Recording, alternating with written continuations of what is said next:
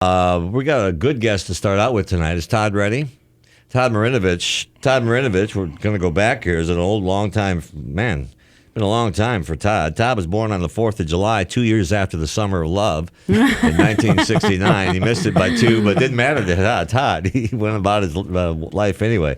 Former NFL player, a great quarterback. And you may know his story. His father sort of raised him to be a quarterback. That might have caused him some problems. He had an intense addiction problem. But he's an all-around great guy, and he's good now. Todd, it's Pat O'Brien. How are you, man? Hi, Todd. Hi.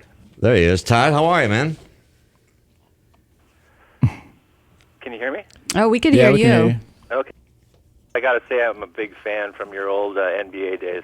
Those were the days, huh? People come up to me every day and go, "Where are you?" They still think I'm doing it. So, Todd, how are you doing? First of all, I'm doing well.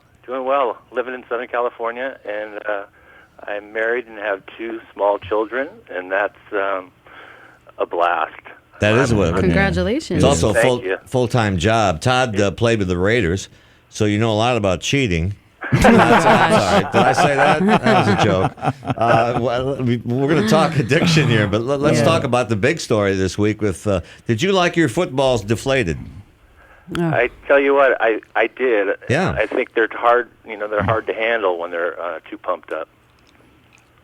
Well, I mean, do you think that Tom Brady and those guys are? See, I think this whole thing is. I'm so sick of it because I know the real story. I mean, I know that these things happen everywhere, right, Todd? I mean, this is part of football, and it's not that big a deal. 2 pounds. It sounds. It's not 2 pounds. It's 2 pounds of air, which is a little different. So why Right. why this week did they go on and on about it? Because when the news people get up, they don't know anything about football, and they start talking about watching Don Lemon try to throw a football with. Right. Couldn't put his hands on the threads or anything. So, Todd, what do you think of this story? Well, I think both teams were using the same balls, so it should be a non-issue. Mm-hmm. Well, yeah, and also the balls were taken out in the second half, and the Patriots scored another 28 points. So that's it. So Todd went through it all. Todd, what was that like? I mean, I could go down the list, but I'm not gonna. But just imagine everything bad that can happen to somebody who gets involved. It's funny now, isn't it? Yeah. I've been there too, bro. But I mean, how are things now? And what was that like to go through that documentary, which I think I might have been in, but a documentary on your life and the whole thing was all out there for everybody to see. What a journey. Yeah, I was reluctant at first to open up, but I'm sure glad I did because the response that I've gotten from people really all over the country and all over the world has been amazing, and I knew it was going to relate with some people, but I didn't realize the magnitude that how many people it would reach. So I'm extremely thankful and grateful to the guys that made the film, and it turned out really, really impressive. When it first happened to you, Todd Marinovich is our guest, and they first said you had addictions and you were missing things and some trouble with the law. How times have changed, because most people, Erica, back then, and Rod, thought he was just a dick. I thought, well, it was a moral problem. Can I say that word here? Yeah. I guess not. You can now. Oh my God. They have to bleep that? But the question I had for Todd was because there's a lot of recently just with football players, but I think athletes in general, there's been so much going on, whether it's substance abuse or doping. Anger issues or doping, and so how do we really get some resources for these athletes so that they can find another way of dealing with stress? And it's obviously a lot of stress when you're in the spotlight like that, and a lot of pressure to perform. So I just feel like there's been a theme and a pattern going on a lot in the media of athletes just not having the outlet of dealing with this kind of stress.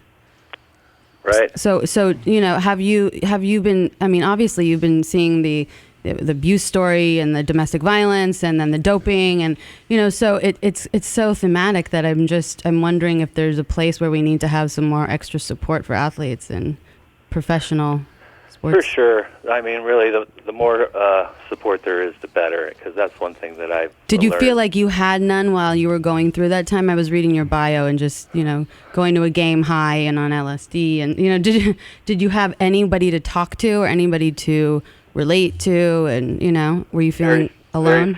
Very few people, and the ones that were there and were open to it, I didn't feel comfortable because, I think, well, it's going to get back to the coaches or what have you. It's going to affect my job. So, I mean, even if it was available, I don't know if I would have.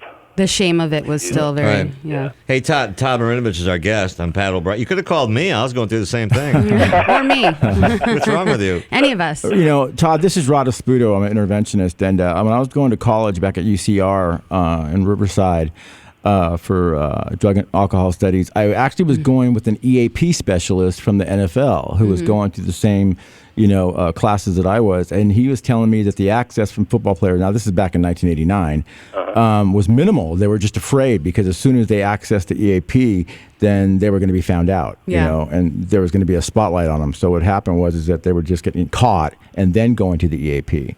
Right. Did you utilize the EAP when you were going through there? I don't know what that is. It's an employees assistance program. It's kind of like a benefit of counselors or access to counselors and therapists that the players could go to. Yeah, they didn't have any of that. No, they didn't have it. No. If you didn't know it, yeah. Wow. Because this was in '89. How did you end up straightening your life out? I want the short version. Yeah, real short. It was a nudge from the judge. Right, okay. And I was looking at a lot of time in prison, and I didn't want any part of that. Yeah. And I just really opened myself up completely and dove in. I like to say I went to the pool party and did a cannonball in recovery. Right. Because that's the type of really personality I have. It's really all or nothing. And the degree of difficulty in doing that is about 1,000. I used to cover diving. I mean, my God. There's a lot of talk about how your father raised you. Do you blame him at all for any of this? Absolutely not. Okay. And now that I'm a dad, I have more empathy for anybody that goes through it, because it's definitely the most difficult thing I've done as of yet is being a dad. My whole problem with your deal was that Tell I me, felt Pat. that I felt bad for you because, and I was still in my stuff too then, but as I look back on it, people did think it was a moral problem and that you were just like a Darryl Strawberry or a privileged athlete, and the same thing they thought about me, by the way, being this Right. on TV every day and all that. But I mean, that's the kind of thing we're trying to do on this show is change that stigma. Right. And it's kind of awful. I feel bad for you that you had to go through that, but it was the times. Don't feel bad. Pat, I can still be a dick, let me tell you. Well, by the way, you just were. Todd, what do you think about Josh Gordon, which Pat brought up earlier about being almost suspended for alcohol use for a year? Have you heard about that? No, I haven't heard. News story? Pat, Yeah, you wanna- the NFL is cracking down on everything now, and Josh Gordon from the Right. NFL is suspended for alcohol DUI, and DUI, and you just can't do that stuff anymore. Right. And I tell these guys, and I would have told you, there are people who would pay to drive athletes. Right. Right? I mean, Right. but they insist on driving themselves. But let's not single Josh out because they all do it. What can be done about this, Todd? Because it's if it's either domestic violence or, and forget deflating the football. I mean, my God, Right. that should be at the bottom Horrible. of the news stories. Yeah. But I mean, I think it would help. I know it would help me if I was playing today, that if there was some open dialogue where you wouldn't feel like you were going to get penalized for being honest.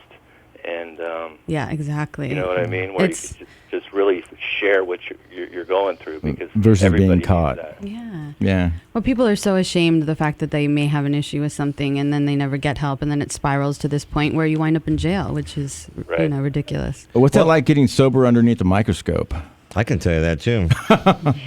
Todd, this is Rod. I was wondering what is it like when you're found out and now you have to get better and the world's watching. I mean, there must be some crazy pressure.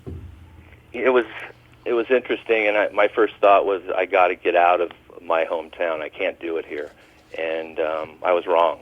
I could do it, and I had to do it, and that was the program I was in. But my first thought, like I said, was I can't do it here. But if you surround yourself with the right people and you want it, you can do it anywhere. Nice. That's a good, hopeful message for our listeners. How did you herniate your back playing basketball? Jeez, I went up. I did. Don't you a little stretch? pump fake, And I got the guy up in the air, and I went up, and when he was coming down, I was going up, and I just jarred it. Right before the playoffs, the Denver Nuggets, I was playing pickup ball with Alex English. Yeah.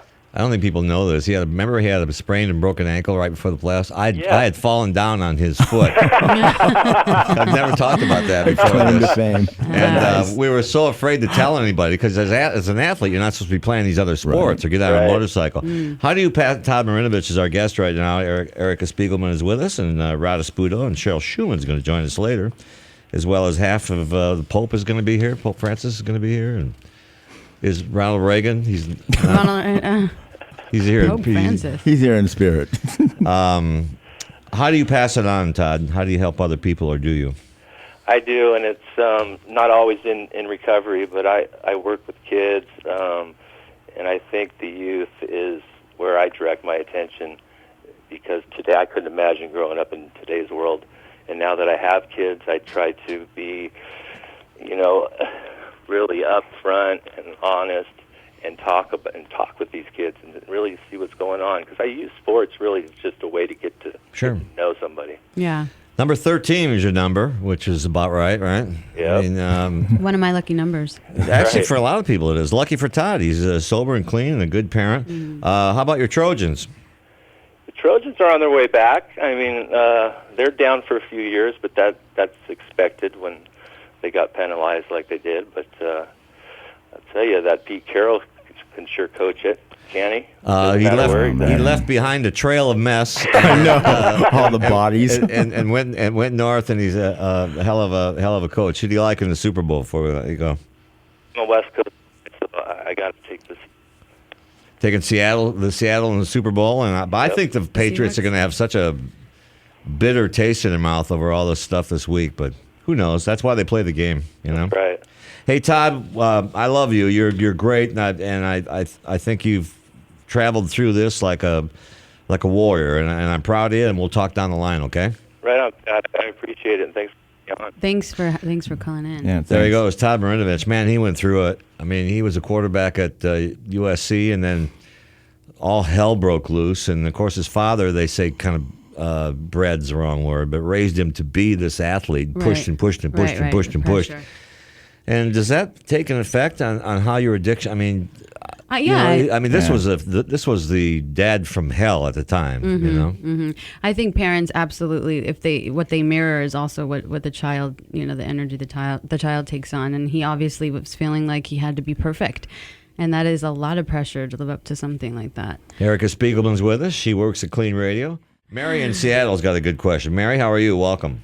Oh, hello. Thank you. This is the first time I've actually ever spoken to anybody on the radio, so I'm... You're doing a good job so far. Well, welcome, Mary. We're happy to have you on. Oh, thank you. I'm a huge fan of the show, and Erica, I've been following you a little bit on Twitter, and I enjoy it very much.